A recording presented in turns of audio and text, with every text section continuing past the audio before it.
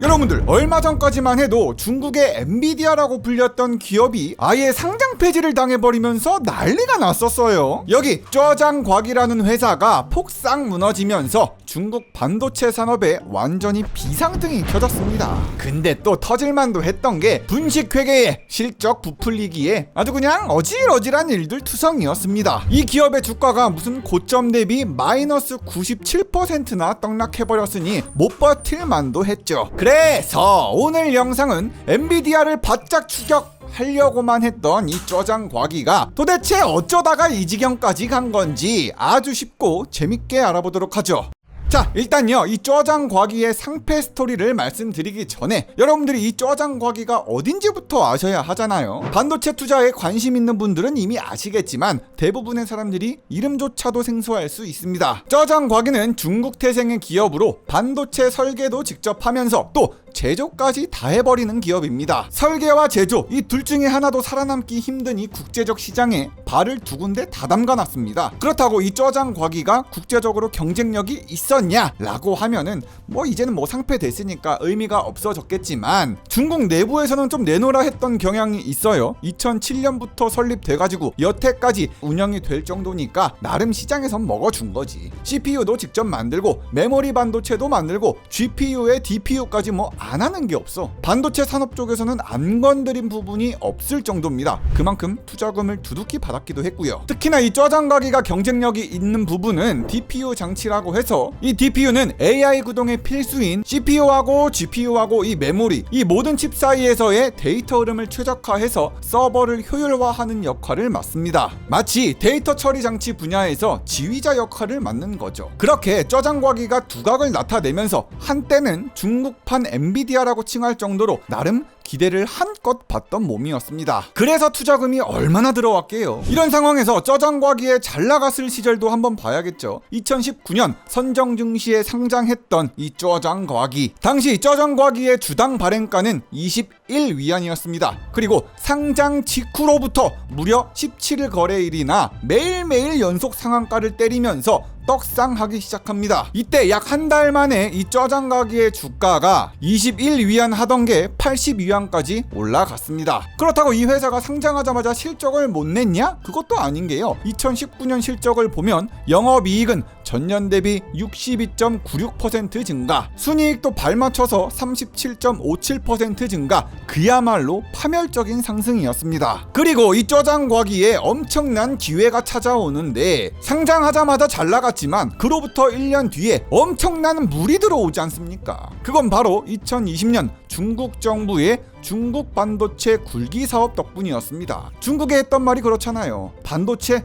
우리가 만들고 만다. 미국에 휘둘리지 않겠다. 이런 뜻이었어요. 중국 정부가 트럼프 형님한테 오지게 처맞고 나서 반도체를 자립하겠다는 목표, 굴기하겠다는 목표, 그거 하나만으로 수많은 반도체 관련 기업에 중국 정부가 돈을 그냥 쏟아 부었습니다. 중국 제조 2025 이 정부의 전폭적인 지원 아래서 쩌장곽이는 연구개발에 수조 원을 들이부었죠. 반도체 분야에서는 보안 기술이 아주 중요하잖아요. 반도체 하나로 안보를 잡을 수 있고 군사적 기능도 있고 방위산업과도 연관이 되어 있습니다. 그러다 보니까 중국 정부는 이 기업을 밀어줬고 데이터 보호, 보안 강화 전략에 있어서 아주 중요한 역할을 담당했죠. 그렇게 2020년, 2021년은 이 기업은 투자받은 돈으로 연구개발에 투입시키면서 정말 다양한 반도체를 만들었겠지만 중요한 건 아까 말씀드렸던 DPU 칩이었습니다. 이에 쩌장곽이는 이렇게 말을 했었죠.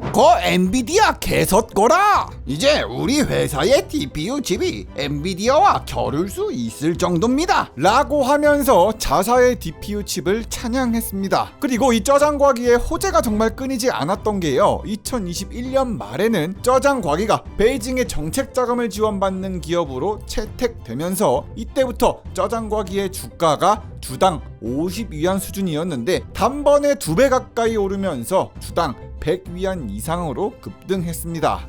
그런데 이렇게 한창 주목받고 있던 기업이 중국의 반도체 산업 발전을 이끌려고 했던 기업이 대체 왜 망한 거냐? 이제 슬슬 위기감을 보여야겠죠. 호재로 가득했던 2020년, 2021년이 끝나고 2022년이 왔습니다. 그리고 짜장과기는 2022년 초까지만 해도 분위기가 쭉 좋았어요. 그대로 이어가서요. 연례 보고서에서 DPU 칩의 주요 개발도 모두 다 끝났다는 둥, 성능 진짜 개쩌는 반도체가 나올 거니까 딱 기다리라는 둥, 짜장과기의 자신감이 진짜 엄청났습니다. 그 후로 주가가 100위안에서 130위안까지 상승하게 됐지만 위기는 2022년 중반부터 찾아오는데요. 중국 정부의 감시와 규제로부터 발발됩니다. 중국 정부는 이렇게 얘기하죠. 자, 우리 중국 정부가 반도체에 돈을 오지게도 뿌렸었어요. 이제 슬슬 기업들이 돈을 잘 쓰고 있는지, 그리고 돈을 얼마나 벌었는지 봐볼까요? 그렇게 중국은 자국 기업의 회계 투명성과 경영 강화하려고 액션을 취했습니다. 반도체 기업에 돈이 너무 많이 들어가기도 했고 반도체 산업 자체가 국가 안보와 직결되다 보니까 중국 정부 입장에서야 더욱더 엄격한 감시, 더욱 강한 규제를 가한 거죠. 짜장과기 역시 감시 대상이었고요. 결국 내부적인 문제가 정부로 인해서 드러나기 시작합니다. 2022년 9월 중국 정부의 감사로 짜장과기가 과거에 그렇게 쓸어담았던 투자금이 있음에도 재정 상황이 그리 좋지 않다는 게 밝혀집니다. 반도체라는 게 연구개발 비용이 어마어마하다 보니까 회사의 부채 비율이 너무 안 좋아진 것도 있었고요. 중국 정부의 지원을 받은 것에 비해서 실제 수익률이 기대만도 못했다는 게 크게 문제가 됐습니다. 그래서 선전증권거래소는 이렇게 말을 하죠. 아니, 지금 짜장과기의 매출과 수익이 너무 많이 떨어졌지 않습니까? 이렇게 갑자기 떡락한 구체적인 이유가 뭡니까? 그 이유를 당장 가지고 오세요! 라고 했는데 짜장과기의 반응이 진짜 가관이었죠. 그냥 증권거래소를 쌩 까고 아무런 응답도 제대로 하지 않은 채 애초에 보고하지 않는 방법으로 입 다물고 있는 것으로 일관했습니다. 뭐야 이게? 작년에 DPU다 뭐다 해서 개발해서 상용화한 거 아니었나? 만들긴 했는데 못 판 거야? 성능이 구려서?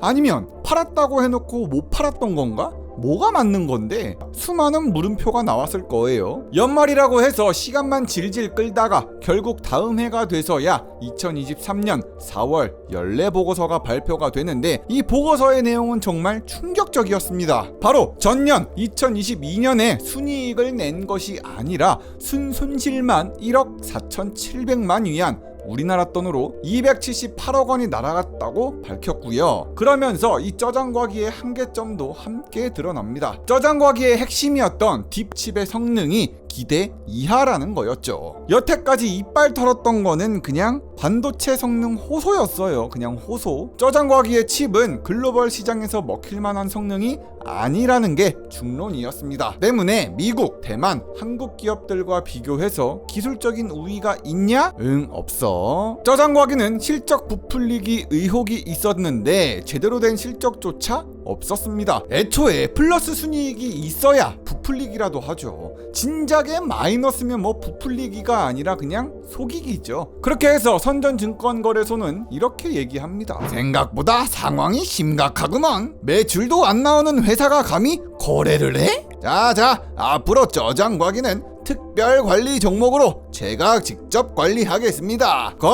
여기에 투자하다가 망하지들 마시고 투자에 각별히들 조심하세요. 이렇게 특별관리 종목으로 이 짜장과기가 낙인이 찍힐 때쯤 밝혀진 사실은요, 이 기업이 그렇게나 입이 닳도록 자랑했던 DPU 요거의 판매는 있었다. 하지만 몇 대 팔았다?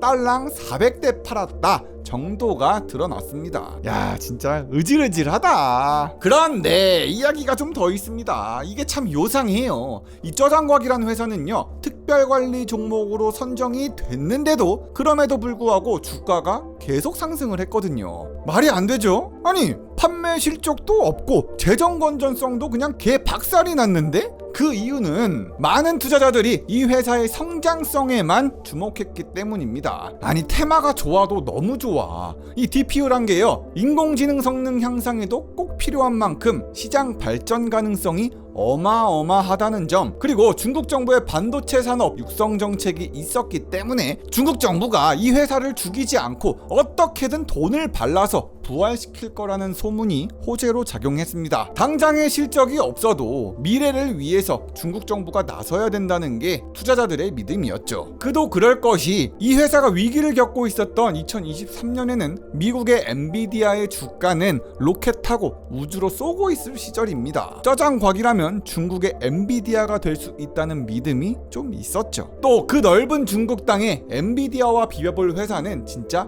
거의 없었기 때문에 희망을 걸만도 했습니다. 특별관리 종목 그냥 개나 줘버리고 계속해서 상승세를 이어간 거죠. 시장에서는요, 이 주식을 역대 특별관리 종목 중에서 가장 비싼 주식이라며 악마의 주식이라고 부르기도 했습니다. 웃긴 건 중국의 화한증권은 저장과기 앞에 여기 ST라고 특별관리 종목의 표시가 있는데도 불구하고 이 증권사에선 이 주식의 매수 의견을 계속 낼 정도였습니다. 그리하여 이 저장과기의 최고점은 이 특별관리 종목이 붙고 나서 올라가는데 2023년 7월 주가가 주당 299.8위안까지 사실상 300위안을 찍었다고 봐도 무방할 정도로 파멸적인 상승을 했습니다. 약 1년 동안 7배, 700%의 미친 성장. 와, 좀 돌긴 했다 진짜. 그런데 이 마냥 회사가 잘 나갈 수만은 없잖아요. 분명히 파산을 했다곤 했으니까. 마땅한 실적도 없는 상황에서 주가가 300위안을 찍을 정도인데, 이번에는 증권거래소가 아니라 중국의 증권감독관리위원회가 등판을 합니다. 그리고는 이 저장과기를 탈탈 털기 시작하죠. 저장과기? 이거 TPU 실적 부풀리기 한 거 아닙니까? 응? 제대로 만든 건 맞아요. 성능 개쩐다는 거 확실합니까? 계속해서 쥐잡듯이 저장과기를 털어본 결과 증권감독관리위원회가 내린 결론은 바로 2023년 공시재무정보에 심각한 부정확성과 금융사기가 의심된다는 거였습니다. 올 것이 왔죠. 결국 2024년 1월 심각한 허위사실이 있다는 결론이 발표가 되면서 400개밖에 못 팔았다는 그 DPU 하나하나를 다 추적해본 결과, 아니 고작 400개밖에 안 판 거 그것조차 거짓임이 드러납니다. 실제로는 마케팅이나 연구개발할 때 쓴 게 전부였고요. 나머지는 뭐 팔긴 뭘 팔아, 창고로 갔다고 하죠. 그렇게 저장과기의 시가총액은 2023년 7월 300억 위안을 찍었었지만 이제는 얼마나 무너졌냐? 시가총액 7억 8천만 위안으로 원화로는 1,300억대 기업으로 줄어들었습니다. 5조 원이 1,300억으로 이거 기계값도 못 받겠죠. 최고점인 지난해 대비 주가는 97%가량 하락했습니다. 떡락에 떡락을 거치면서 주당 300위안을 바라보던 이 저장과기가 이제는 주당 6.94위안으로 사실상 끝났죠. 휴지 조각이지. 결국에 2024년 7월 얼마 전에 선전증권거래소에서 거래를 중단, 상장 폐지 수순에 들어가기로 했습니다.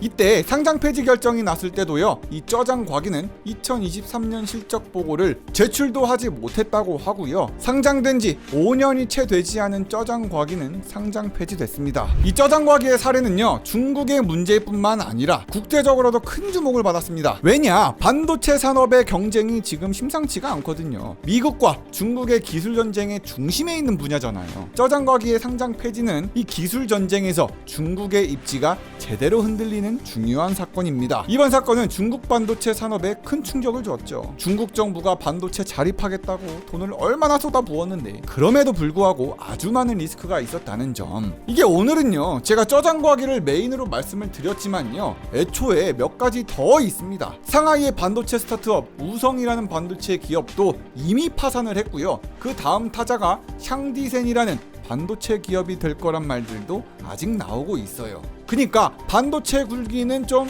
위험하다, 잘 안 되고 있다, 중국 반도체 산업의 현실을 잘 보여주고 있습니다. 정부의 돈이 그렇게 투입이 됐는데 안 된 거 몇 개 없거든. 실제 기술력과 경영 능력은 따라가질 못하고 있습니다. 그리고 미국의 기술 제재로 인해서 이 첨단 기술 확보가 잘 안 돼서 중국 반도체 기술이 좀 어려움을 겪고 있는 게 사실이기도 하죠. 중국이 목표로 하고 있는 반도체 굴기, 반도체 자립은 아직 갈 길이 멀다고 볼 수 있습니다. AI 전쟁에 대해서 여러분들의 생각은 어떠신가요? 댓글 많이 남겨주시고요.